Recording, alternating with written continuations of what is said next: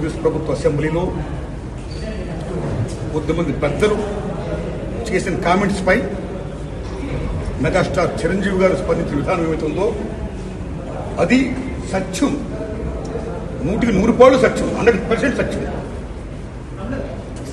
అప్పుడు వైఎస్ జగన్మోహన్ రెడ్డి గారి హయాంలో ఆయన సీఎంగా ఉన్నప్పుడు, పేరు నాని గారు సినిమాటోగ్రఫీ మంత్రిగా ఉన్నప్పుడు ఇండస్ట్రీ నుంచి చిరంజీవి గారితో పాటు చాలా మందిని వారు ఆహ్వానించారు. అందులో నేను కూడా ఒకండి.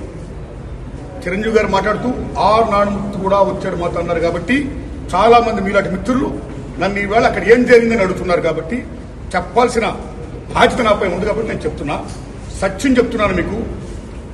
జగన్మోహన్ రెడ్డి గారి గవర్నమెంట్ మా సినిమా కళాకారులు కానీ చిరంజీవి గారిని కానీ ఎవరిని కూడా అవమానించలేదు, చాలా గౌరవించారు. సత్యం. ఎందుకంటే కోవిడ్ కష్టకాలంలో సినిమా రంగం ఏమైపోద్ది అని భయోందనతో ఉన్న దశలో పరిశ్రమ పెద్దలందరూ కలిసి చిరంజీవి గారిని కలిశారు. పరిశ్రమ పెద్దగా ఆయన భావించి, ఆయన గౌరవించి నన్ను ఆహ్వానించారు. చిరంజీవి గారు స్వయంగా నాకు ఫోన్ చేశారు కూడా. అదే సంస్కారం. అప్పుడు నేను ఢిల్లీలో ఉన్నా. నారాయణమూర్తి ఇండస్ట్రీ క్లిష్ట పరిస్థితిలో ఉంది.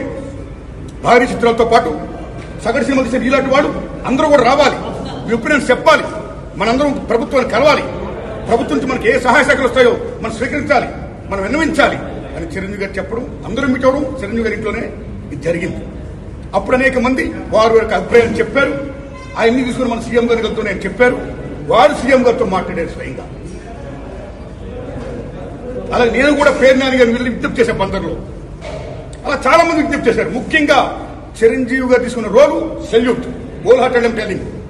పరిశ్రమ పెద్దగా వాటి బెస్ట్ రోల్ ఈ ప్లేట్ దట్ డే. ఆయన ఎవరు అవమానించాల, తను గౌరవించారు. మమ్మల్ని ఎవరు అవమానించాల, తను గౌరవించారు. మేమందరూ అటు వెళ్ళాం, సమస్యలను చెప్పాం. సీఎం జగన్మోహన్ రెడ్డి గారు సానుకూలంగా స్పందించారు. పేరు నాని గారితో మాట్లాడి ఏం కావాలో మొత్తం తీసుకోండి, అన్ని మనం చేద్దాం అని కూడా చెప్పారు. ఇది జరిగిన సత్యం అండి, ఇది జరిగిన సత్యం. ఓకే, ఆ సమస్యలు ఇంకా ఉన్నాయి. Still it's going on. ఆయన ప్రభుత్వం ఇప్పుడు లేదు. ఇప్పుడు మన చంద్రబాబు నాయుడు గవర్నమెంట్ వచ్చింది.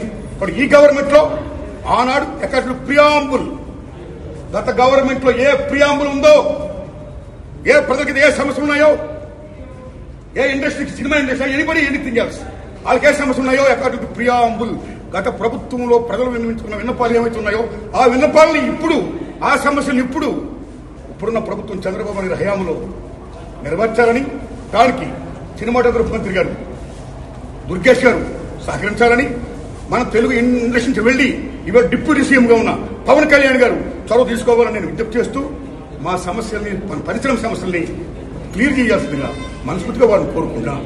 Thanks a lot.